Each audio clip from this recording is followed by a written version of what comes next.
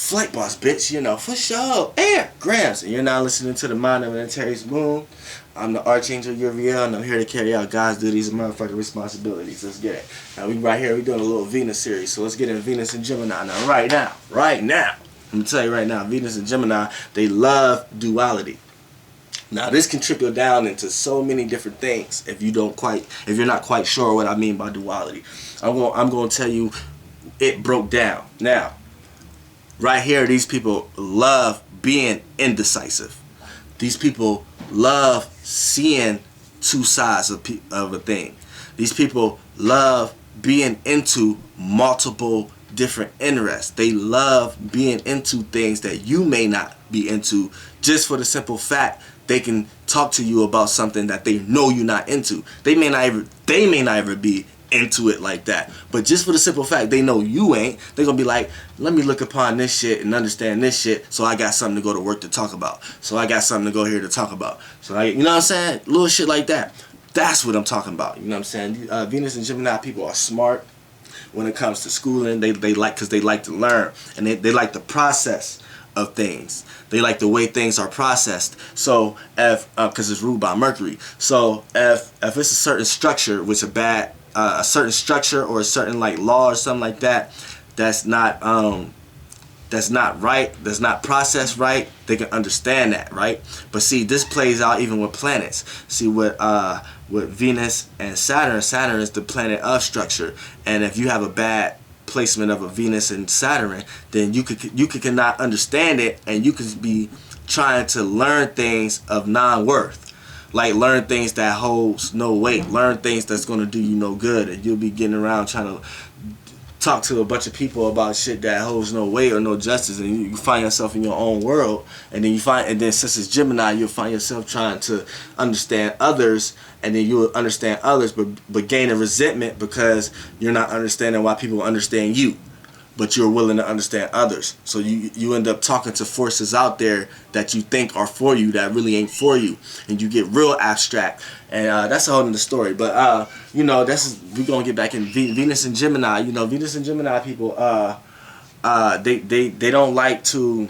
One thing they don't like to be caged in, something like that. And this is what they have to learn from their polar opposite, Sagittarius. They don't like when someone try to put them as property. Now, they like to communicate to you as we can be intertwined with each other, but the moment you feel like you're I'm completely your property, I'm going to show you things that make you think otherwise. They think two different ways, so they need you to think two different ways. So with the Venus and Gemini, it'll play out through Gemini's period though, but we talking about Venus right here.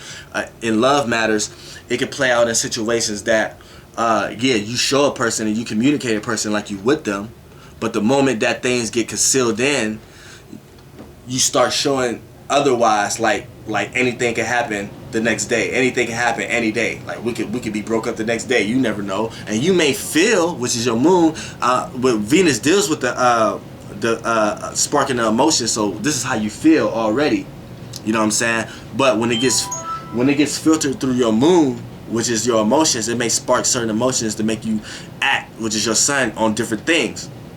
So you gotta watch that. But as far as Venus, you know what I'm saying, is how you feel. You're gonna feel that you need to make the person think two different ways, because they never know what can happen. Even though your emotional state may make you feel like you're in it to win it in a relationship, you still have to throw the duality out there, and then depending on the sign you are with as a mate, depending on how they take it, is how their planet is synastry with yours. But that's just the kind of segment here, and a lot of times you may do this and not mean it.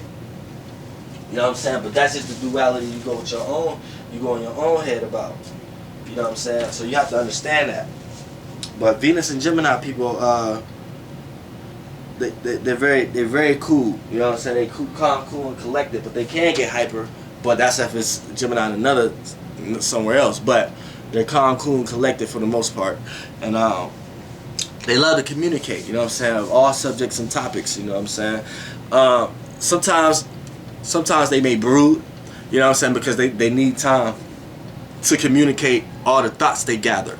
Like they may have had a whole week at work or a whole week of doing something and gathered so much things to process in their head that they need time to themselves to process it all. Because so a lot of times if they can't do that, they may get moody. So this is something they have to learn from the next sign, which is Cancer. You know what I'm saying? But you know, before they jump into that field, it's in Gemini. So it's like they get moody, and they may not want to communicate because they didn't have that time to rejuvenate to communicate with themselves. So with Venus and Gemini here, they need that. You know what I'm saying? And but they love and appreciate art. They love and appreciate tactic. Now, tactic is really in the Libra field, but see, Gemini understands this the best, more so than Aquarius. Aquarius ain't really for all the tactic shit. They more direct. They more tell you up front.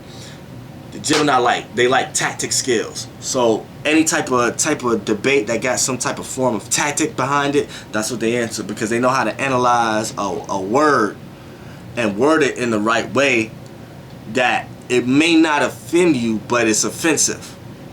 Aquarius is just straight offend your ass, but the Gemini, they know how to do that, and Libras may not do that, but they're capable of doing that. Gemini's in between the two.